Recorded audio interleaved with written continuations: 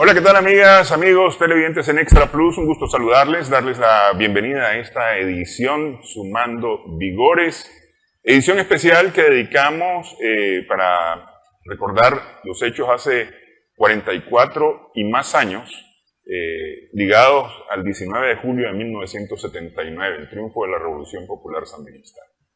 Está con nosotros el comandante guerrillero Leopoldo Rivas Alfaro, conocido Polo Rivas, coronel en retiro del Ejército Popular Sandinista, médico, cirujano, y que estuvo responsabilidad o tuvo responsabilidad en el movimiento del Frente Occidental Rigoberto López Pérez, es decir, León Chinandega, en su movimiento hacia Managua y la toma del búnker de Somoza, es decir, el centro neurálgico del poder en 1979. Con él vamos a conversar. Muchas gracias por estar con nosotros. Ok. Comandante. Muy bien.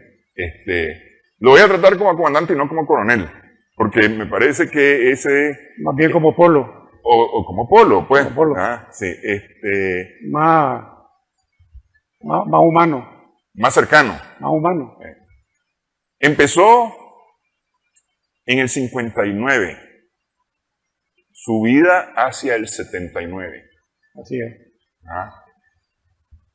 Empiezo preguntándole, ¿por qué usted se mete a estas cosas, dirían la gente, a esta revuelta, a estos insurrectos, se junta con estos insurrectos en el 59?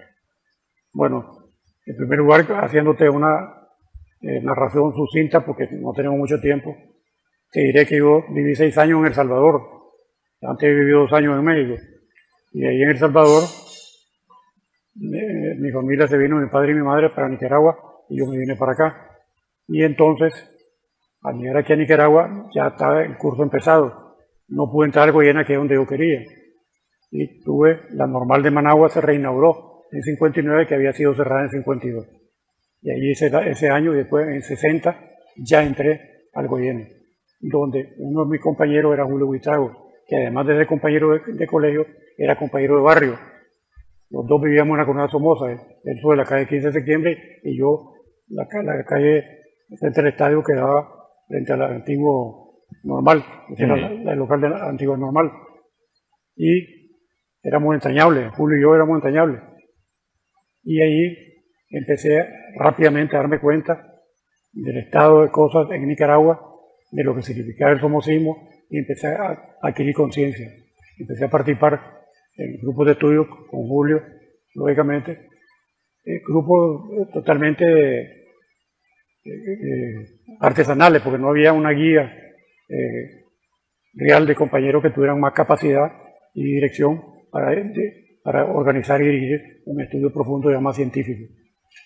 Ahí en 60, 59 se dieron varios hechos. Uno de ellos es la acción que se da en 59 de León, donde matan a los 4 estudiantes universitarios, y nosotros, en el propio 59, hicimos una acción que era la precursora del Frente Sandinista de Liberación Nacional, por la siguiente razón que te voy a describir. Salimos del Parque Central 300 estudiantes, obreros y campesinos, con las banderas del sandismo, que era roja y negra, y con una calavera y 2 cruces. Esa era la bandera sandina. Foto prohibidísima en aquella época. Hacia San Jacinto, el 14 de septiembre de 59, estaba en los periódicos de la época, y salimos ahí 300, donde estaban todos los que habéis conocido vos, Daniel, Humberto, Lenín, Doris Tiguerino, Baltoano, que era el Partido Socialista, ¿cómo se llama? El compañero que acaba de morir, Jacinto Suárez, y otros, el Inchible y varios compañeros, Julio, lógicamente, yo, digamos, y otra cantidad enorme de compañeros que no conocía. Recuerdo que tenía 15 años yo, en ese momento. Y caminamos desde las 6 de la mañana hasta las 2 de la tarde, que llegamos 8 horas, eso tardamos.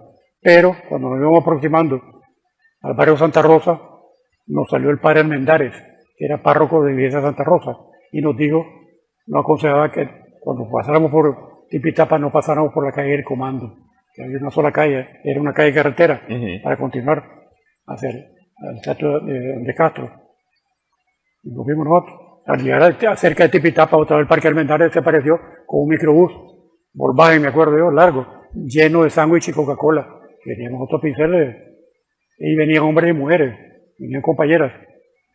En este momento estudiantes o no estudiantes, habían obreros y campesinos. Y ya y nos convenció que no pasáramos, la obra estaba tendida en 3 líneas y que iba a pasar una masacre, nos decía, igual a la que había sucedido en León. Entonces nosotros nos desviamos de la línea de la calle del Comando, como 3 o 4 cuadras, pasamos por un puentecito peatonal que ahí está todavía viejo y casi derrumbado, y salimos a la carretera. Llegamos a la carretera ahí. Y allí se dio el primer discurso de la persona que yo conocía allá, que era amigo mío. Por primera vez lo vi dar un discurso público de un agitador revolucionario que fue Julio Buitrago. Lo subimos, visto que hay un pedestal y después está la estatua de Castro, ahí, y se despachó hermoso Julio, hablando lógicamente no del Frente Sandinista, sino de la Revolución Cubana, que era el tema revolucionario de toda América Latina del momento. Acaba de triunfar la Revolución Cubana. Sí. Y entonces, Julio me dijo eso, ¿no? Que cuando terminó él y se va, que ya veníamos para Managua, que era lógico que no había otro contenido, más que agarrarse de los compañeros que habían triunfado en Cuba para dar el mensaje revolucionario que era en ese momento todavía primario, primigenio. No tenía las grandes elaboraciones ni los grandes contenidos de ahora que, como te estaba diciendo yo antes que empezamos esta entrevista, solo una conciencia sólida que se asienta sobre una base material puede producir ideas concretas sobre éxito o fracaso reales. En ese momento no existía más que los triunfos revolucionarios de Cuba, a lo que nos teníamos que referir, porque era obligatorio de todo revolucionario de América Latina referirse a Cuba revolucionario. Claro, levantaba la ilusión. Y el entusiasmo. Y el entusiasmo. Todos éramos jóvenes. Pero ¿por qué Sandino? Es decir, Sandino, 1959 Sandino está vetado, prohibido, censurado total y absolutamente. Es decir, de Sandino están los sobrevivientes de la montaña que todavía presentan batalla, pero no son noticias, es decir, están acallados totalmente. ¿Por qué Sandino? En ese momento, en 59, ya se empieza a manifestar a través de este tipo de movimientos, como te señalaba antes, los restos del ejército defensor de la soberanía del pueblo, fundamentalmente el coronel Santos López, que es de Honduras, junto con otros compañeros que quedaron vivos y que después fueron muertos en acciones revolucionarias, brincaban ideas, experiencias, entre las cuales se contaba don Dinerón Carlos Fonseca, en el Chaparral. Sí. Carlos Fonseca lo hirieron en el Chaparral en 59. ¿Y de dónde venía el Chaparral? De las ideas de Sandino. Allí estaban solo sandinistas y no habían, perdón, aunque habían de otra ideología, predominaban los sandinistas. Y en primer lugar, el general Santos López, que era el pivote y otro compañero del ejército sandino que giraba alrededor de ellos la supervivencia de las ideas de Sandino. Era una especie de transmisión. En el grupo nuestro que íbamos ahí, había compañeros que tenían más adelanto que yo, como era Lauri Tijerino, y una serie de compañeros que venían del Partido Socialista. Sí. Lauri estuvo en el Partido Socialista, con Baltodano, con otros compañeros. Venía del Partido Socialista. Me imagino que Juventud Patriótica había participando ahí. Después, eso viene a continuación, que te voy a contar. Venían de Juventud Socialista. Entonces, por esa razón, existía un núcleo de ideas y entusiasmo que se transmitía y se diseminaba a través de esos compañeros. Daniel, Humberto, Daori y esos compañeros que tenían esa matriz sandinista. En el resto de compañeros que no estábamos totalmente organizados, pero que nos movíamos y verdaderamente nos autoconvocamos porque nadie nos iba a golpear a la puerta de casa. Bueno, en el caso mío soy una excepción porque tenía Julio. Que llegaba a buscarlo. Que llegaba a buscarme. No fui autoconvocado exactamente, me llegaba a buscar. Iba con él y compartí con él todos los entusiasmos primarios de la formación del frente. Y después ya se da la aparición de la Juventud Patriótica, que era una mezcla de organismo civil, frente a la organización que quería ser el Partido Conservador de jóvenes en ese momento, y después tuvo su máxima expresión en 77 contra el 22 de enero con el CIBES, eran los comités estudiantiles. Ya desde antes existía una lucha entre el FER y los cristianos, entre el FER y la Juventud Conservadora, que era la que tenía predominio en esa época, la Juventud Conservadora, que la dirigía Reinaldo Antonio Teffel. Yo fui a Luciérnaga a una convención de ellos para ver, como revolucionario con Julio, a ver qué es lo que decían. Y la Juventud Conservadora movilizaba gente. Al final de cuentas era un movimiento opositor, pues. No, digamos, tenían un partido, sí. no fueron organizadas, tenían un partido que tenía recursos, que distribuía, que podía movilizar gente con vehículos y todo. Nosotros éramos una cantidad de gente que nos movilizamos a base de conciencia, nada más. Ok, esa cantidad de gente que se está movilizando en base a conciencia participa en el proceso de creación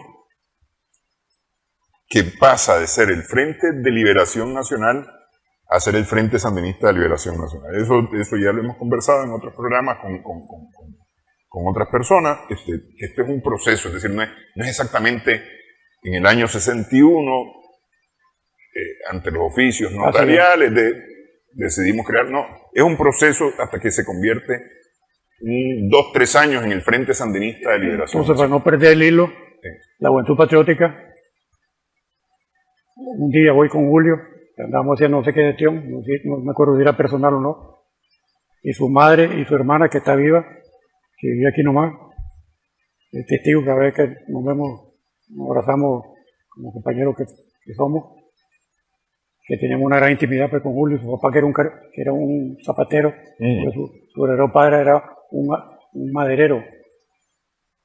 Ahí frente a la CCT quedaba una maderería, una cuadra de la montaña. Una maderería de Buitrago. Uno de ellos era el padre de Julio, el padre biológico, que nunca lo reconoció.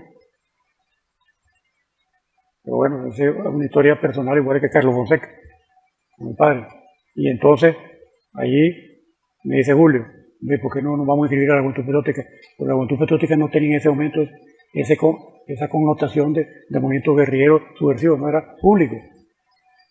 Era una agrupación pública que era propagandizó Quintín Pino Machado, que fue el primer embajador y el único de Cuba y Nicaragua, que Somoza tuvo aquí un embajador, que era Quintín Pino Machado, que vino en 59, y lo aceptó y todo, tenía su lugar, su residencia y embajada. Y Quintín, que le había acercado a algunos compañeros revolucionarios, y lo apoyó, pues lo ayudó a formar una Juventud Patriótica. Y formaron una Juventud Patriótica con algunas expresiones en Chinandega, algunas expresiones en Rivas, en Diriamba, en Utepe. Pero no era un organismo clandestino, ni mucho menos, no tenía ese carácter de organización transmisora de ideas revolucionarias, ni divulgadora de planes, ni nada. Y entonces me voy con Julio y yo, y en la calle El Triunfo, del Parque Central actual, a mano derecha, quedaba la Estrella de Nicaragua, un antiguo periodo que había existido en Nicaragua. Y en el piso arriba quedaban las oficinas de la Juventud Patriótica. Nos subimos Julio y yo, y nos encontramos varios compañeros que estaban sentados en una mecedora. Y él dijo, venimos nosotros, venimos a inscribirnos, queremos inscribirnos. No se puede, me dije, ¿por qué? No, el compañero que maneja las inscripciones no está, dice. Fracasamos en el deseo de eso. Al día siguiente, corren a Quintín Pino Machado, que tardó en irse como un mes y medio, y le caen a la Juventud Patriótica. Confiscan todos sus bienes y la declaran como ilegal. Y por eso no nos pudimos inscribir en la Juventud Patriótica, Julio y yo. Me parece que Daniel y otros compañeros, yo no conozco esa parte, nunca lo hemos conversado, Humberto tampoco, que tuve una gran amistad con Humberto, no lo puedo negar, de hermano. Y entonces no conozco esa parte si se inscribieron ellos o no en Juventud Patriótica. Pero así sucedieron los hechos en relación a nosotros, a Julio y a mí, que es donde yo puedo contar los hechos que me constan a mí, no que me los dijeron ni de oída, que me constan, porque fue mi vida. No llegaron a ser legalmente, formalmente miembros de Juventud Patriótica, aunque sí participaron en actividades de Juventud Patriótica. Y Juventud Patriótica termina alimentando al movimiento guerrillero en la montaña, que está trabajando, continúa trabajando, porque es decir, eso viene Reitivo, Caipa, Tuca, todas estas experiencias, ¿no? vienen sumando, en la que participan antiguos miembros del Ejército Defensor de la Soberanía Nacional, sobrevivientes del Ejército Defensor de la Soberanía Nacional, que hacen el traslape para el Frente Sandinista más tarde. Ya organizado en el Frente Sandinista, tiene participación en varias actividades y una de ellas es Pancasán. No, antes de eso, Bocay y Reití.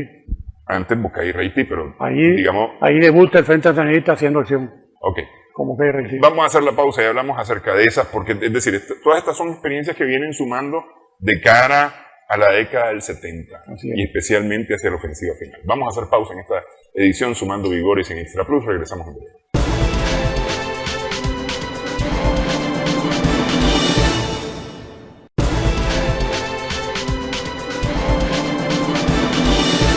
Continuamos Sumando Vigores en Extra Plus con el comandante Leopoldo Rivas. Polo Rivas, estamos conversando en esta edición Sumando Vigores a propósito de la celebración de 44 años del triunfo de la Revolución Popular Sandinista el 19 de julio de 1979.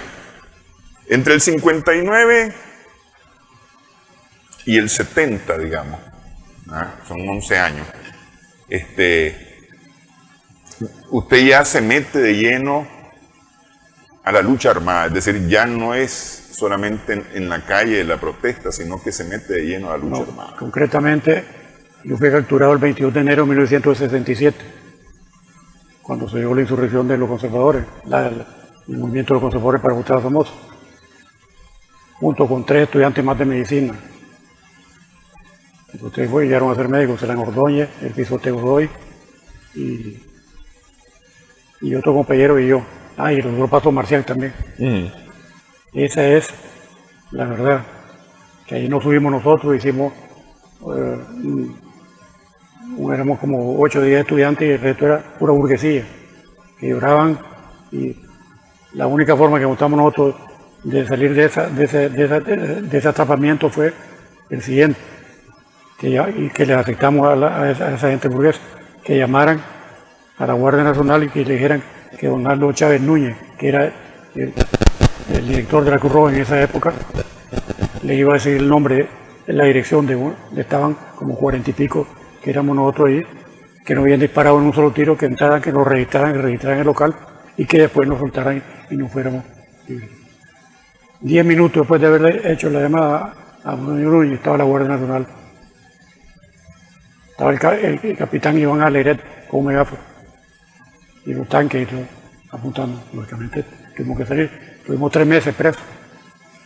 Y los agentes de seguridad nos interrogaban, nos decían que no podían creer que nosotros fuéramos los estudiantes que nos encontraron con una valija de medicina, que estábamos curando heridos, que teníamos que haber tenido armas y que si no teníamos nosotros, teníamos que saber quiénes otros lo tenían ahí.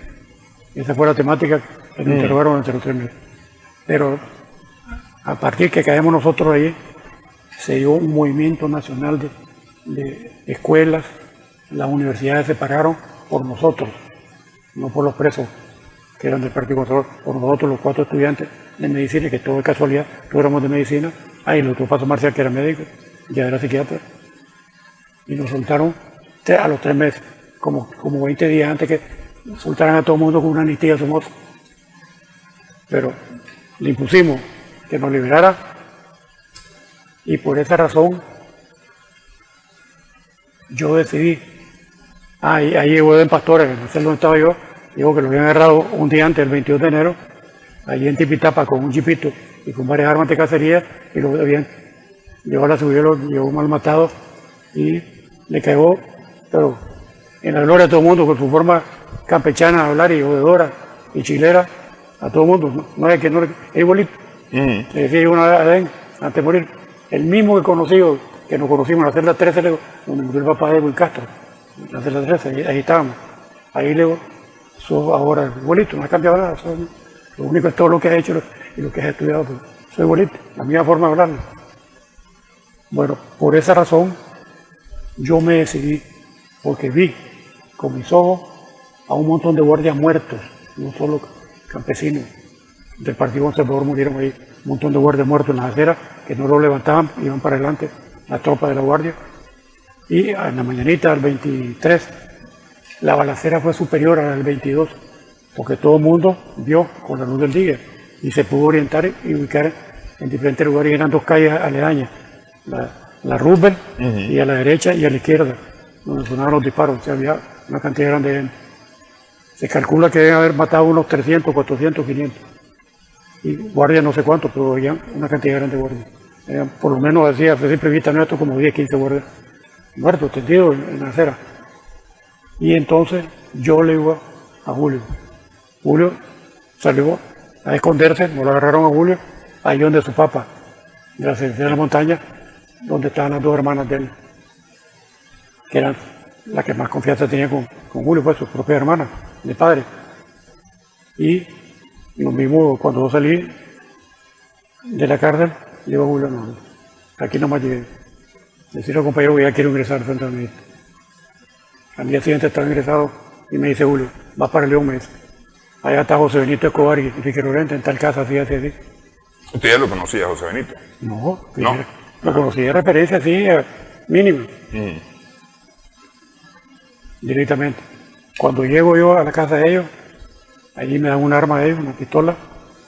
Yo a vivir con ellos ahí, clandestino. Me dice, vamos a explotar, me dice, tu fachada, porque sos un hombre que no está quemado, y sos conocido en León. Vas a seguir yendo a la escuela de medicina algunos días, de los 5 o 6 días de clase, para que se mantenga esa fachada, y mientras tanto va a ser el hombre que nos va a hacer los contactos con fulano, fulano, fulano. Y así sucedió. Y no solo eso, después conseguí 2 casas más. Esta casa no sirve, me conseguí otra. Conseguí otra casa, la alquilamos, nos pasamos para esa casa. Después de esta casa no sirve, nos pasamos para otra. Estuve con ellos ahí desde que ingresé al Frente Sandinista hasta que vino una orden,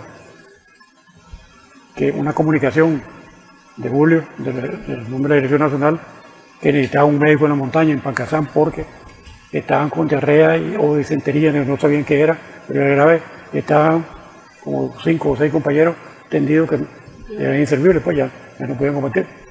Que necesitaban a Sócrates Flores, que era un médico de León, que era un estudiante, en esa época era estudiante, no era médico todavía, era estudiante de León, y que se había entrenado con Tomás en 1960 en Cuba, en una escuela de milicia. Había sido el segundo expediente, porque los cubanos no se lo quisieron dar el primer expediente, porque se lo era un cubano, pero los mismos cubanos pues nos contaron que el primer expediente era él.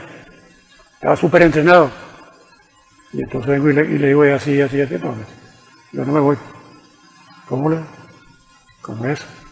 Y era parte del grupo del FER en la escuela de medicina, donde estábamos, ¿cómo se llama este compañero? Se llama Rizo, Manuel Madrid, el psiquiatra, y éramos 5 pues, este que se volvió contra, de Masaya, ¿cómo se llama? El cirujano, Rommel Martínez, Rommel Martínez, él, Sócrates y yo, éramos los 5 del FER.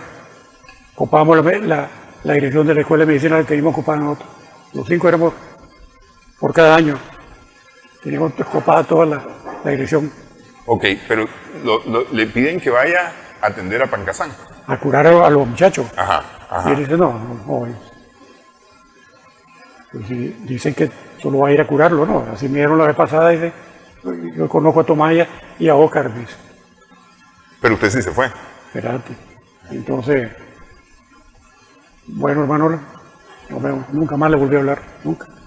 Ni participó con nosotros en ningún movimiento legal, nada.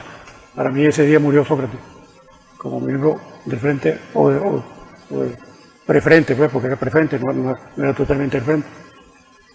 Se murió, con toda la sección que hizo, y entonces inmediatamente yo era amigo de Danilo Rosales, Oscar Danilo Rosales, antes que Chicón. Y pum, se me sienta el chip a mí. Y Oscar Danilo no estaba dispuesto, ¿verdad?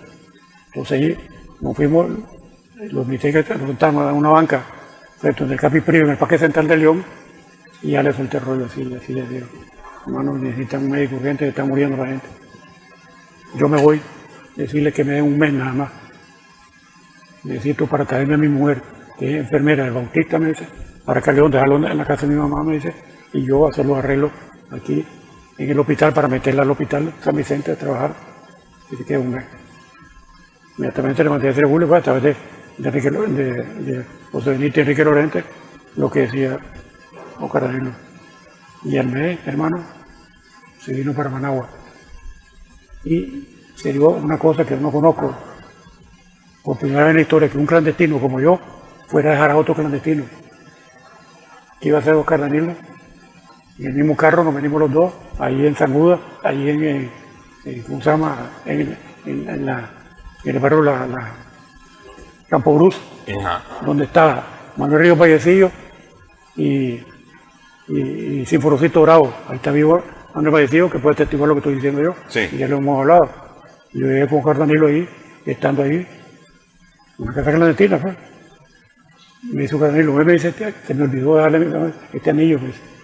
Dáselo a mi mamá, un anillo de médico. Y se va con la firme convicción mía de que en cuanto él llegara allá, que yo me iba inmediatamente, que me dijeran para ser ayudante de él.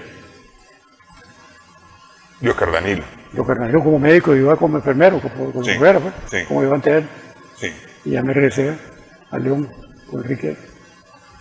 Y a los días, los primeros días de julio, me llamaron y subí a la montaña, no sabes con quién, que iba Chahuitillo.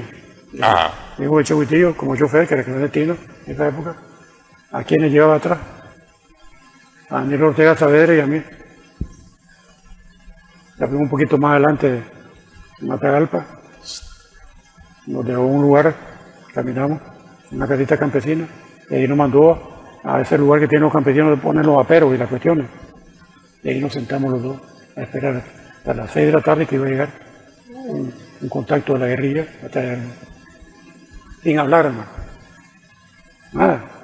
Solo nos llevaron una comida al mediodía, una comida de campesinos, pues, no sé, arroz sancochado o frijoles sancochados, no tengo ni memoria. No, para un revolucionario, para un guerrillero, eso no es importante. Que comió, donde durmió, nada. Son cosas intrascendentes de recordar. Y no hablamos nada. Ninguno de los dos. Porque, digamos, esperando que a las 6 de la tarde vino el señor, es un señor como de 50, 60 años, y ya nos llevó con 2 mulas y nos montó a cada uno en su mula y él a pie. Porque en la montaña no pueden caminar los caballos. Sí. Porque esos hoyitos que hay, que hacen la mula, le quiebran al caballo, no puede caminar. El caballo se resiste a caminar. Sea de subido o de bajada, no. La mula es terrible. Y ya llegamos a las 6, 7 de la noche, de noche, a la casa hacienda de Pancasán, donde estaba Carlos Fonseca, Cartucio, Omares, Tomás Borges, Chicho Cepeda, estaban todos los compañeros.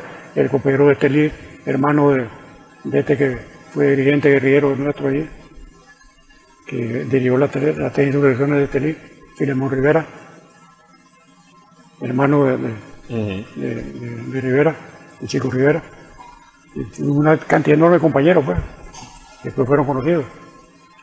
Y ya nos informan que al día siguiente debemos amanecer ya listo. Daniel sube para informarle a la dirección y tomar las indicaciones que iban a hacer el fracaso de los guatemaltecos, que Julio Buitrago, que actuaba como jefe militar de la resistencia urbana, aunque tuviera legal, era el que investigaba los bancos, investigaba aquí, investigaba allá, para dar los golpes y cuestiones, había mandado un microbús a los compañeros de la FARC de Guatemala, porque nos iban a regalar 100 y pico de armas. Y la iban a embutir en el microbús y la iban a mandar para Nicaragua. Y por eso la guerrilla toma la decisión de partirse en 2 por esas armas. Mientras vienen las armas, decide el mando de la guerrilla, que es Carlos Fonseca o Carturcio, y el compañero que muere, ¿cómo se llama Armando? Navarro. No, hombre, el compañero que muere ahí, Armando del pelotón que muere, ¿cómo se llama? La puchica. Silvio Mayorga. Silvio Mayorga, porque Tomás había subido sancionado a la montaña. Por un error que había cometido aquí en la ciudad, lo subieron sancionado sin ser miembro de la Dirección Nacional. Solo éramos Carturcio, Carlos Fonseca y Silvio Mayorga la dirección en ese momento. Entonces se decide que vaya Silvio Mayorga a dirección al Quirragua, dirección a la costa, pues digamos, desde Pancasán, a abrir buzones. Los buzones los había traído Carturcio como experiencia de Guatemala, porque había estado en 66 con 2 o 3 compañeros más nuestros del frente ya, combatiendo a la par del Luis Autoturso Lima, que hizo una gran vía con él. Y los guatemaltecos traían la experiencia de los vietnamitas en su guerra contra los yanquis, la experiencia de cómo se hacía un buzón para guardar todo tipo de cosas, en pichingas de leche. Se guardaba alimentos, se guardaba medicina, se guardaba municiones, se guardaba fusiles desarmados, todo. Ropa y todo. Sí. Era forrada de láminas de zinc liso, no corrugadas, y con una tapa de madera con zinc liso abajo y tepes de la floresta local enmascarado. De manera que vos pasaron y no sabés que hay un buzón ahí. A eso iba Silvio Mayorga con el grupo, y un grupo de compañeros nuevos, entre los que iba el Chelito Moreno, o Ferdinand Rosales también, que era nuevo, para que se entrenaran en la caminata y todo, porque no había conocimiento de la guardia que había una guerrilla ahí ni nada. Ese era el objetivo, y hacer contactos campesinos, ruta campesina de contacto, de colaboradores, que se llevó a varios compañeros ahí. Es que ese trabajo... Ese es el objetivo. Con esto quiero corregir a William Gripe, que ha hablado varias veces, lo he oído yo, que eran 3 grupos, no existieron 3 grupos, fueron 2 grupos nada más. En el que estuve yo, con Carlos Fonseca y los demás compañeros que te relaté antes, y ese grupo que había salido 2 días antes. Que es el que quiebra la guardia. Que es el que mata entero. Sí. Este trabajo de crear bases sociales es fundamental, es decir, de trabajar con la gente, porque es hablar con la gente. Quitarle la venda de los ojos para que vea y asuma su realidad. Sobre eso hay una anécdota que nos ratifica lo importantísimo que era eso ya para los compañeros del frente allá a nivel de un poco antes de Pancasán. Pancasán no empieza en 67, empieza en 66. Ya subieron los compañeros a Pancasán en 66, no en 67, después fueron llegando. Que se mandó a la montaña a 2 compañeros que eran muy conocidos, que eran viejos militantes, que habían participado en Bocay, a la par de Coronel Santos López, a la par de Pomara, a la par de Chicho Cepeda, y el Coronel Santos López, y otro, Cristóbal Guido, que eran del viejo, eran 5 villanos los que participaron ahí, en Bocay, que son los únicos que se salvaron. Tomás Borges también, de ahí. A hacer trabajo de reconexión con todos los viejos sandinistas, fueran soldados o fueran simpatizantes, colaboradores. O fueran gente de rango, que eran tenientes, que eran capitanes. Y esa tarea fue importantísima, que se mandó de Río Coco hacia la montaña, hacia para acá, donde hubiera gente. No para hacerla en el mismo lugar, sino hacia acá. Era abrir camino, sensibilizar y organizar primariamente, porque apenas eran los compañeros, y entre ellos iba el famoso compañero ¿cómo se llama? Que es de Chontales, que la guardia lo consideraba el cadejo de la guerrilla, ¿cómo se llama? No es Figueroa. No, hombre, sí. Digo, Chontales. El juez, no, es Figueroa, no es nuevo. Hablando desde la época de Pancasán y para atrás. Rigoberto Cruz. Rigoberto Cruz. Rigoberto Cruz, el juez. Junto con otro compañero, que ahí tuvo Filemón Rivera también con él, y después tuvo otro compañero, hacer esa labor de contactación con campesinos, tuvieran rango o no, aunque fueran soldados. Y a traerla toda esa base social hacia la colaboración hacia Pancasán, ya que era la zona que por primera vez marca Pancasán esa diferencia histórica que después la plasmamos en un documento que hizo Oscar Turco en Cuba cuando llegamos a Cuba nosotros a entrenarnos, y ya te voy a contar porque fuimos todos a Cuba, que era la separación completa de la estrategia. Antes era un movimiento guerrillero o revolucionario por su contenido político invasionista desde Costa Rica y de Honduras. Y esta es la primera vez que el Frente Sandinista organiza desde dentro, desde el 66 hasta el 67, la base social donde iba a actuar una guerrilla. Que es verdad que la diferencia de Reitibocay. Totalmente. Es invasionista. Es invasionista, totalmente invasionista. Sí. Y eso es reconocido porque fueron supervivientes los que participaron con nosotros en el análisis, ese que te refiere en Cuba, donde estaba Pomar, donde estaba Chicho, donde estaba Tomás Borges, que era superviviente de la guerrilla Bocay. Sí. Y entonces allí se da esa separación. Nunca más deberá haber movimiento invasionista. Aquí en Nicaragua tenemos el deber histórico y político de organizar, de conquistar, de socializar las ideas revolucionarias y llevarlas hacia la lucha armada con nosotros. Ok. Esa experiencia va a funcionar para más adelante. Todo eso va a servir para más adelante, porque a partir de esa experiencia es que se logra armar varios años después, en 1976, 77, 78 y 79, las insurrecciones. Las insurrecciones hasta llegar hasta la ofensiva final. Vamos a hacer pausa en esta conversación. Regresamos en breve. Estamos sumando vigores en Extra Plus.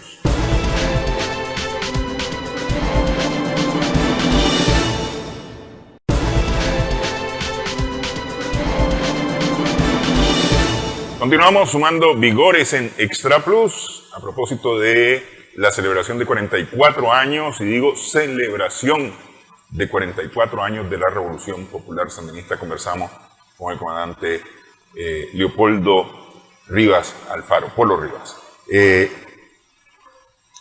Decíamos que Pancasán fue escuela en varios sentidos, y una de las escuelas fue el trabajo con las bases sociales, trabajo que va a servir no solamente en la montaña, sino también en las ciudades para armar las ofensivas o los levantamientos guerrilleros del 76, 77, 78 y finalmente la ofensiva final del 79.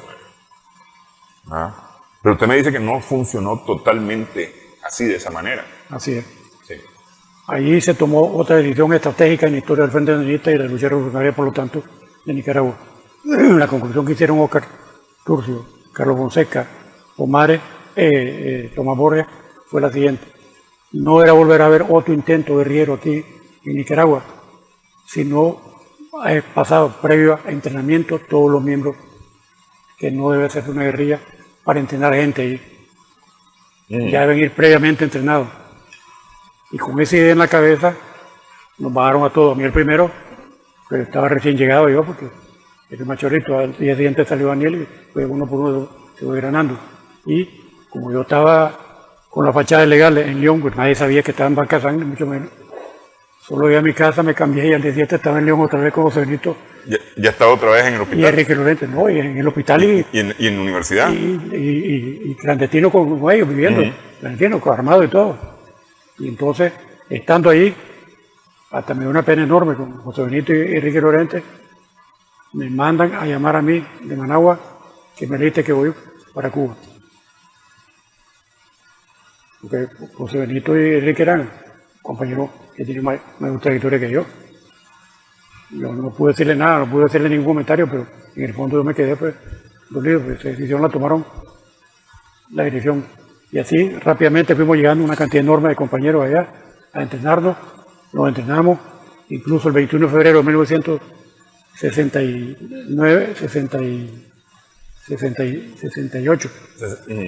Julio Buitrago llegó a despedirse de nosotros a la escuela en Pinar del Río, donde estábamos entrenando a la base, y me tocó a mí el honor de dar el discurso de conmemoración por Sandino. Por eso me recuerdo, porque son dos puntos de referencia. Yo di el discurso por la muerte de Sandino y estaba Julio, que se iba a despedir de nosotros. Entonces ya venimos otra vez a las ciudades, a La Habana y a diferentes lugares, y yo fui a pasar un curso al Hospital Carlos Finlay de ayudante de cirujano, de cirugía de guerra, preparándome, porque ese era mi nivel, todavía tercer año de medicina, no tenía nivel. Y ahí me pasé, hermano, los meses, día y noche, no salía, ni sábado ni domingo, hacía guardia en la mañana, primero con curaciones, con esto, después en operaciones, ayudando para acá, para allá, haciendo pases de visita, haciendo guardia de noche por los compañeros. Yo pasaba como que era un interno, me enmascaraba como un interno, conviví con los internos, dormí con los internos, los conocía todos. Uno de ellos después fue jefe de los servicios médicos del Minin, que tenía el nombre mío, el apellido mío, Pedro Rivas. El coronel Pedro Rivas ya murió, estuvo aquí con nosotros ayudándonos a Paná, como él fue la elección de cirujanos, con experiencia, que vino aquí a ayudarnos en la guerra de defensa contra las tropas yanquis, las tropas mercenarias yanquis. Y ahí hicimos los 3 documentos que Óscar Turcio lo había hecho en Corea, donde se vio con Humberto Ortega a entrenar. Y estando ahí, Humberto le ayudó, pero lo hizo fundamentalmente Óscar Turcio. Regresó a Caravana, los estudiamos, los discutimos, luchamos contra los 4 rusos, le llamamos nosotros, que eran Modesto, y 3 compañeros más que habían sido recogidos por Carturcio de la Lumumba y tenían en su mente grabado, porque ellos venían del partido que lo había mandado a Rusia y nosotros no. Nosotros fuimos mandados por el Frente Andino. Sí. Y venimos aquí a Nicaragua, a Costa Rica, y en Costa Rica nos dividimos en 3 grupos y hicimos los 3 documentos con Carlos Fonseca y todos los compañeros, y ya nos preparamos para entrar a Nicaragua. Y todavía antes de venirme yo participé en un grupo de exploración con Humberto y con Omares en Alajuela, de la cárcel donde estaba preso Carlos Fonseca, porque yo participara en vez de Fabián, otro compañero que participó allí. Pero de repente a Carlos y a Humberto, que eran la Dirección Nacional en ese momento, porque ya Carturcio no estaba ahí, ya había sido capturado y enviado a España. Tomás Borges había sido capturado con el Rivir, que no era Dirección Nacional ni nada, era un combatiente más, y sacado. Solo quedaba Carlos preso y Humberto, su segundo, que siempre vivió en la misma casa con Carlos. Y era el mando, bueno, Humberto fue el mando de toda la gente que vivió. Y decidieron que me fuera para Nicaragua. Con la idea, después supe yo de Carlos, de que no podía quedar Managua sin mando por el problema de la muerte de Julio ahí, que me fuera a reforzar el mando. Y ya entramos varios compañeros ahí, entre ellos Víctor Tirado y otro compañero, Oscar Benavides también, venía conmigo ahí. Y ya se dio lo que se dio, varias acciones.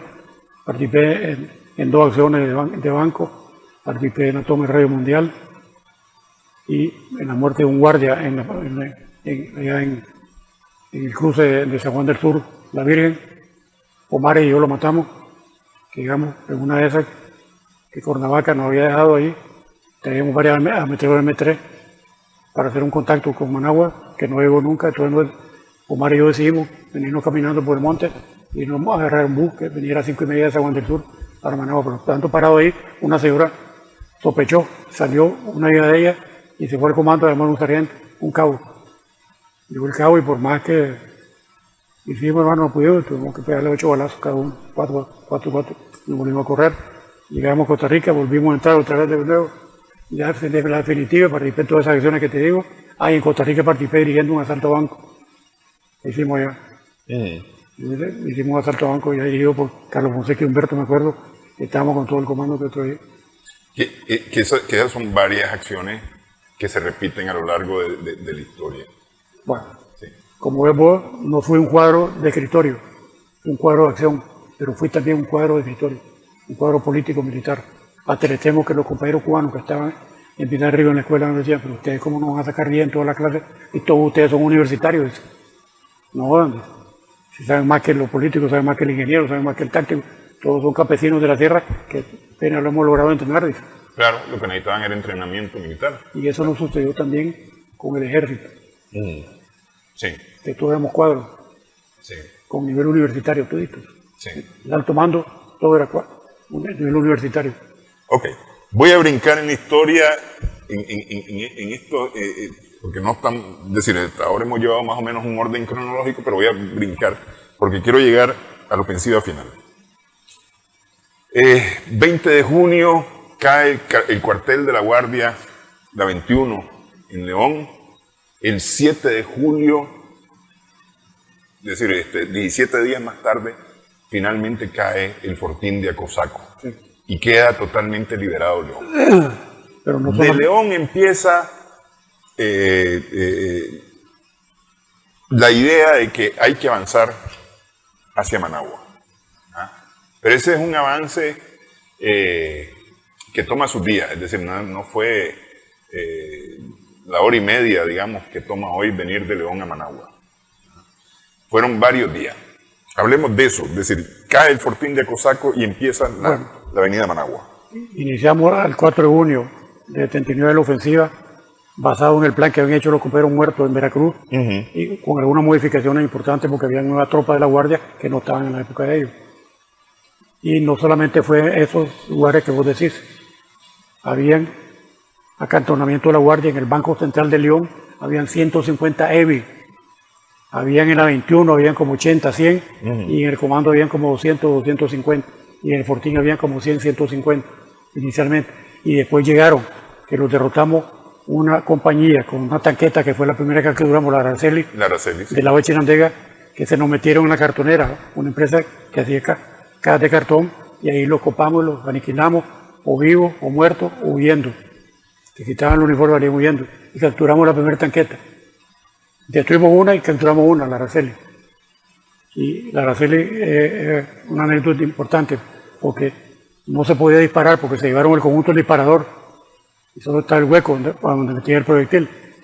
Pero el capitán, que era un guatemalteco, que venía al mando del tanque, lo teníamos preso ahí, por el lado de Sutiaba, en una cárcel que habíamos hecho ahí nosotros, con el copero que está al mando de eso ahí, que después fue jefe del batallón de tanque, Carlos Cuadra.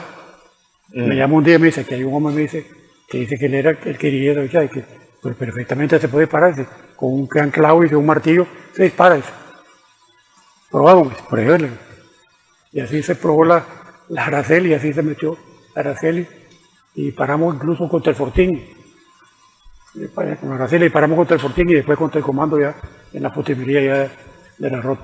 Entonces ahí derrotamos a una emboscada.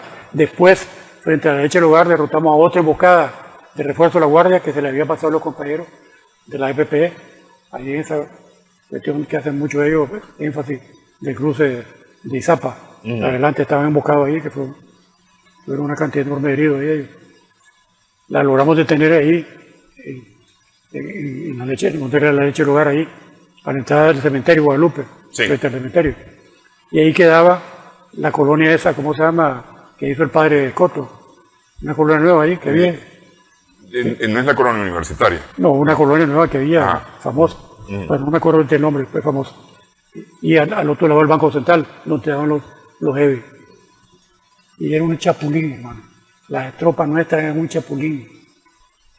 Habían compañeros entrenados, como Boca Cortés, como otros compañeros, como yo, como otros. Pero la mayor parte fueron entrenados durante los combates, porque a Boca lo pusimos y a otros compañeros de la APP, ahí en el Beato Salomón de León, el pedagógico, hicieron una escuela guerrillera ahí, que tuvo la Leticia Herrera, tuvo la compañera Ana Isabel Morales ahí con ellos ahí, dirigiendo los entrenamientos. Y fue efectivo, pues, porque fue un cursito de 3-4 días. Pues. Sí. Y el combate. Prácticamente en caliente. En caliente. Y después, cuando llegó la Junta a León, teníamos dos problemas. La Paz Centro y Naverote. Y la confluencia de las dos vías, Izapa. Porque ahí estaban todavía parte de los 500 guardias que estaban en el Tamarindo, que era la base militar que tenía Ronald Sanson ahí. Y un poquito más adelante el puerto Somoza, pues, más tarde Puerto Sandino. Tenía que pasar por allí para llegar a Puerto Sandino, a Puerto Somoza. Entonces nos concentramos en eso ahí. Lamentablemente el día anterior nos mataron a Mariano, otro copero del Estado Mayor tercerista, ahí en Naverote. Lo mataron, pues, estaba tendido en el suelo y lo desesperaban unos guardias tratando de huir y de salvarse. Iban disparando y le pegaron el balazo y lo mataron. Yo llegué después, asombrosamente para vos y para los televidentes, por la línea del tren de León y La Paz Centro, nada más ni nada menos que Tomás Borges y Daniel Ortega, que me pidieron encarecidamente y me mandaron, pues. Lo monté en mi camioneta Suburban, el chofer, yo iba adelante, ellos dos atrás, y atrás el Moro, que venía custodiando a Daniel y otros coperos atrás, en otro vehículo. Y al llegar cerca de La Paz Centro, donde hay un puente, cuando uno va por esa vía, venía un tumulto de gente corriendo, así, nos tiramos al suelo. Más habíamos dado la orden de tirarte cuando el Moro ya estaba tendido detrás de un árbol en posición, pero, hombre, como de 6 pies y súper fundido y todo, preparado para el combate. Sí. Era un militar verdadero. Nosotros éramos militares a la fuerza. Hechizo. Éramos transformadores sociales, políticos, como decía la gente yo, después del 79, a la formación del ejército, por necesidades, porque ese es el objetivo nuestro, no es ser militarista, no es combatir a nadie con las armas para ir a hacer revoluciones, nada. Es transformar nuestro país para beneficio de nuestro pueblo. Y eso mismo éramos nosotros. Aunque hubiéramos recibido entrenamiento y todo, eso mismo, esa idea, nadie nos la quitaba de la cabeza. Y nos fuimos y nos asomamos desde la baranda del puente y vimos pasar debajo a los guardias de civil y todo. Entonces me volteé y le digo a Tomás y a Daniel, demasiado. Ellos querían seguir hasta La Paz Centro, todavía la guardia en León la agarramos en todos los comandos. En La Paz Centro se salió y ocuparon lugares. Cuando los coperos llegaron a La Paz Centro, ya cerca del comando, ya no había guardia en el comando. Ya se habían salido y estaban ocupando 3-4 lugares defensivos, pues. Se dieron cuenta de la experiencia que habían tenido el comando. Para ellos era lo máximo, era 21, que la acabamos de derrotar, aniquilar. Y ya nos llevamos el Fortín, que a pesar de semejante posición estratégica, prácticamente imbatible para una tropa, a menos que tuviéramos las armas que tienen ahora los soviéticos, era imposible derrotar al Fortín así nomás. Y lo logré convencer y ustedes se regresaron para León. Ya yo me regresé a la Pacento, me contacté con Boca Cortés y ya me informó de los combates, que ahí nomasito pararon porque ya lo aniquilamos. Ahí frente al comando de León, yo conté personalmente 62 guardias muertos, desde el comando hasta el puentecito de Guadalupe. Ajá. Habían Son dos cuadras. 62 guardias muertos en la huida de Vulcano. Lo ordené ahí frente al comando que va a la iglesia, que ahora está moderna, a dos compañeros que fueron, trajeron un pailover, abrieron una zanja y los enterraron ahí. En la Pacento hice lo mismo, en la esquina de la salida a la carretera de Managua, y estaba Cachimbo, guardia muerto, estaba que no para acá, hagan otra zanja. En Nagarote lo mismo, hagan otra zanja aquí en la esquina. Okay. Algún día haremos un monumento para recordar, la cantidad de guardias que dieron su vida tontamente por un asesino y un grupo de asesinos que había. Entonces ahí, en la cuarta esquina, después de la Pacento que te relato, salimos con Cortés para allá, nos metimos por el monte porque estaban los combates, había un Sherman parqueado, tenían ellos los guardias a los lados, dispararon a nosotros y las tropas nuestras lo arrasaron con mucha pulina. Era una cosa, una fiereza de la gente, no tenés idea. Y ahí se dio una toma de decisión mía, porque estaban rematando a los heridos, y yo estuve a punto de decirles, no lo rematen. Había guatemaltecos, que ellos decían vietnamitas, no eran vietnamitas, eran guatemaltecos, de Condeca. Y lo remataban. Pero yo razoné, si vamos hacia Managua, donde hay 3.000 hijos de puta, ¿cómo le voy a quitar esta fiereza yo?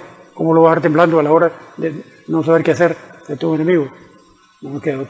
Y nos fuimos a hacer Tamarindo, agarramos una cantidad gigantesca de armas, que ahí sancioné Charrasca yo.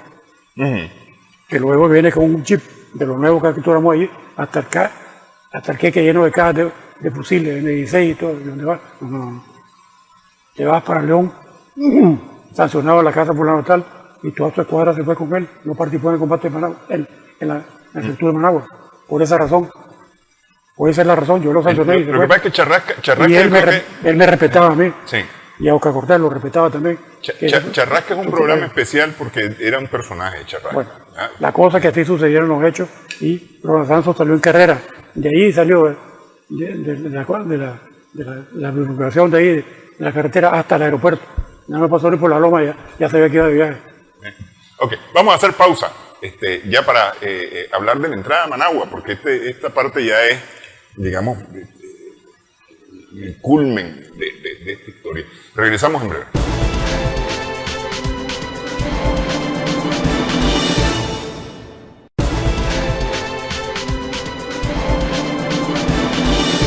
Seguimos en Sumando Vigores en Extra Plus con el comandante Polo Rivas, estamos conversando.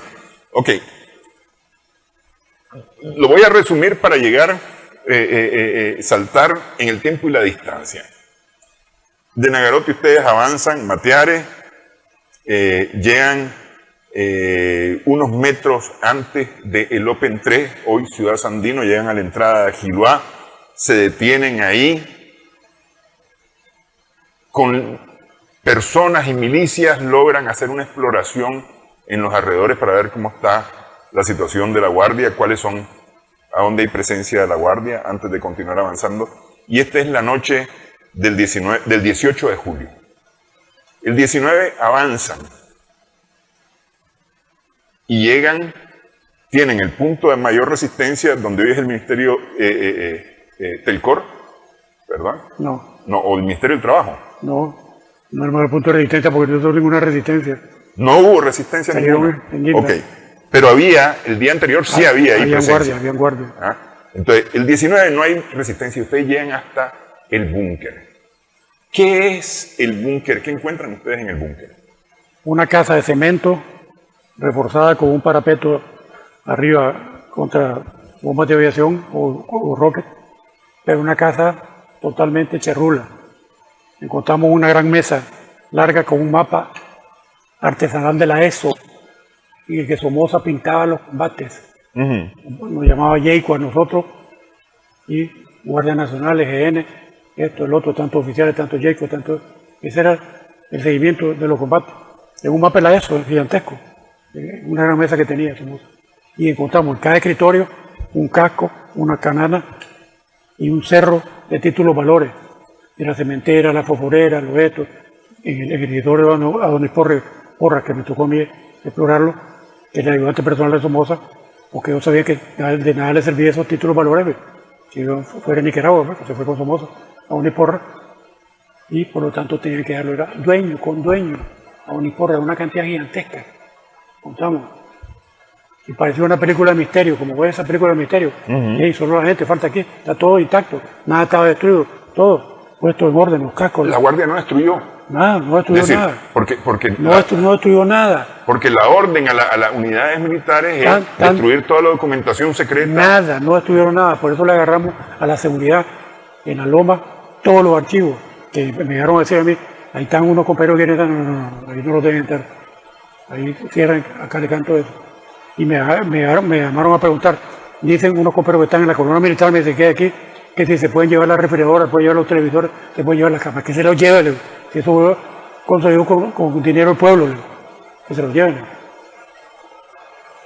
¿Qué se hizo con toda esa documentación, los documentos que estaban ahí? Pasó a ser parte de los archivos de la seguridad nuestra. No se perdió nada. ¿Detenidos en la zona del búnker? ¿Encontraron a alguien detenido? Pero no, capturamos ahí en el Intercontinental y en el hospital militar habían guardias. Ok, pero esos son los que ustedes capturan. Sí. Pero que hayan estado ahí detenidos, no. Que la guardia haya tenido ahí detenidos, no. Combatientes, sandinistas. No encontramos. No encontramos. Y por supuesto, inicialmente, las milicias populares de las que te he descrito, que por nada no matan a Cortés y a mí, hicieron un chapulineo por todo el búnker, que es gigantesco, va a salir al lado del Ministerio de Gobernación, al lado de la plaza, de la calle que queda para el lago, por la avenida, a recoger lo máximo que pudieran. ¿A qué horas entraron al búnker? Eran aproximadamente las 8 de la mañana, y hay dos testigos, que son Melvin Wallace y este muchacho, ¿cómo se llama?, que después se volvió medio contra, que es amigo de él, que eran dos, que era del MAP ML, los dos eran del MAP ML, que hizo un libro de León al Búnker. A Hugo Torres. No, hombre, es un libro. No, Domínguez, sí, Guillermo Cortés. Guillermo Cortés Domínguez. Sí, Guillermo Cortés. Y estaban ahí los dos, parados en la puerta afuera, frente al búnker. Yo llegué, platiqué con ellos, después podemos entrarnos, pues, espérate. Déjenos entrar a nosotros. Yo no sabía que ya se habían metido. Sí. Y ya habían salido. Me cuenta Melvin eso, ¿no? ¿Estuvieron la mañana en el búnker, todo el día? No, ahí nos quedamos.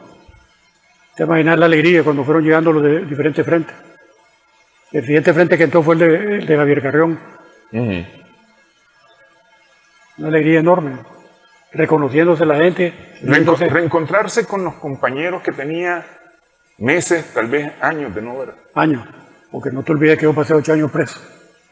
Años. ¿Cómo es eso? Es decir, ¿qué se siente? Alegría. Cuando yo iba en el jeep, el 17 de julio, el día que se fue Somoza, ese que me escribiste vos, sentí que se me vinieron encima los recuerdos de todos los compañeros muertos, mezclado con la alegría de la derrota del tirano. Yo iba para la Paz Centro, montado el jeep, cuando la Guardia Nacional, a través de su noticiero, la Radio Nacional, a las 6 de la mañana, el señor presidente de Nicaragua, de la República, ha informado que ha dejado en manos del Congreso Nacional ante el curso madrileño de que y se ha retirado del país. Así se pasaron el comunicado de ellos. Me pararon los pelos. Era realizar lo que tanto había luchado todos los muertos y que nosotros habíamos conocido. Claro. Habíamos convivido con muchos de ellos. Claro, es decir, yo nada más me imagino.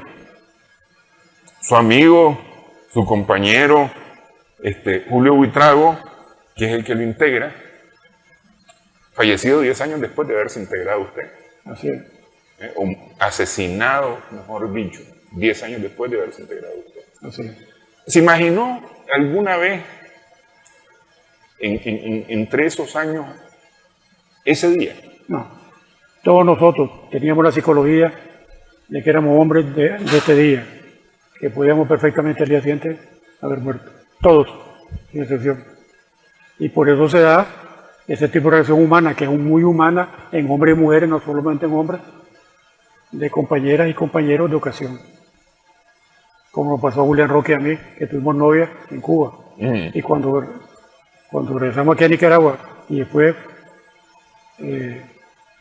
regresó él con el comando el 27 de diciembre, que lo sacan, se casó con esa que fue novia, junto con la hermana, que era novia mía, y tuvo un hijo.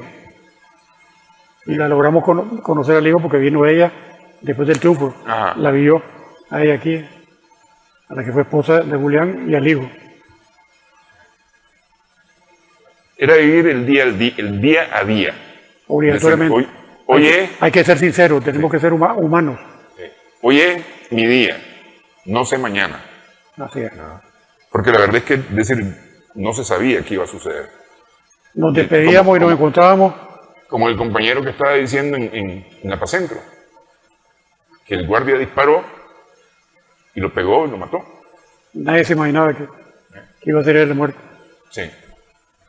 De ahí se organiza el desfile que va a entrar a la plaza en la mañana del 20. Sí. Ya la mañana del 20 esto es decir, la tarde, noche del 19, esto es una algarabía, este país es una algarabía. Si me permitís, porque el tiempo no fue desfile, fue protección. La tropa que estábamos aquí en Managua, lo que se fue de nosotros. Sí, no, es que yo digo desfile porque además le estoy llevando la parada. A la Pierecita, fuimos a la Pierecita a proteger a la Junta de Gobierno que venía en unos carros que le había prestado los bomberos. Carros bomba de bomberos. Sí, un carro de bomberos. Ahí venía montado ellos. Ay, se me olvidó contarte a Jaime Willow, que estaba también ahí en León, y cuando llegó, cómo llegó y todo. La María y yo lo obligamos que se pusiera verde olivo, porque no quería ponerse verde olivo, que se bajara pistola, que como un miembro de la Acción Nacional iba a andar como otro cualquiera. Sí. Él decía que no tenía moral, porque si no había hecho nada. Pero era miembro de la dirección. Teníamos que respetarlo nosotros y apoyarlo. Sí. Nosotros lo apoyamos. Sí. Nosotros teníamos clara la película. Yo salí como cuadro predivisión en el avión que me tocó ir a Panamá. En 78 iba a Tomás y me senté junto con él durante las 2 horas y media que duró el viaje. Lo traté de convencer la unidad, hermano. Vos y yo somos cuadro predivisión. Hay que unir a todo el mundo. No es posible que sea dividido. No es posible. Y al final me dice, Polo, tenés toda la razón. Me dice. Yo, en cuanto me baje, voy a luchar por eso, por la unidad. Unidad que se logra antes del inicio de la ofensiva final. Y la primera reunión que hizo la Dirección Nacional Conjunta con los miembros que tenía en Costa Rica, en una camioneta, se fueron recogiendo uno por uno quién iba manejando ese microbús. Yo, Humberto, Daniel, Víctor Tirado, Jaime Huilo y Henry Ruiz, que cuando se subió y me dio a mí, se puso estresado porque era uno de los causantes que uno quedó en la cárcel. Sí. Pero bueno, esas son historias y nos sentamos aquí y con el comandante Rivas podemos pasar. Ya antes de empezar el programa ya habíamos estado conversando media hora, 40 minutos más lo que hemos tardado haciendo el programa. Y estoy seguro que si nos quedamos sentados aquí seguimos platicando y demás, pero le agradezco mucho que hayamos podido conversar. Decir las palabras finales mías. Necesito decirlas. Esta historia que he contado, que es la historia del Frente Sandinista y a título personal, todo lo que me costaba a mí durante la lucha guerrillera, durante los combates contra la Guardia Genocida, ha sido para motivar a la juventud ahora, que reconocemos el gran valor que tiene la juventud ahora. Ya nosotros lo decíamos en el 79 en adelante, luchamos por ustedes, luchamos para que estudien, para que se diviertan, para que participen en deporte, en baile, en disco, en paseo, que contribuyan con los campesinos, con los obreros, a construir este país, a reconstruir en algunos casos y en otros casos la mayor parte de las cosas las vamos a construir de cero porque Somoza no había desarrollado nada. era un artesano dirigiendo un país riquísimo en su gente, en su voluntad, en su decisión, en su coraje, para construir, para defender su revolución, como lo mostramos después del 79 en adelante. Y ese es el mensaje que quiero dar a la juventud. Que no nos vea como una historia de guerra. No somos una historieta de guerra, somos una historia viviente todavía de ejemplos revolucionarios. En primer lugar, nosotros luchamos porque éramos transformadores sociales, que queríamos transformar este país como lo están haciendo ustedes, los jóvenes hoy, en beneficio del pueblo. Por eso debe de luchar la juventud hoy, por seguir al comandante Daniel Ortega e implementar todos los programas que existen en beneficio del pueblo hasta donde se pueda, y con todo ese vigor y energía de la juventud, ponerlo en juego todos los días y todas las noches, en función de Nicaragua. Porque Nicaragua lo vale. Porque Nicaragua lo vale. Le agradezco mucho, comandante. Gracias también a nuestras amigas, amigos televidentes por su sintonía en esta edición Sumando Vigores en Extra Plus.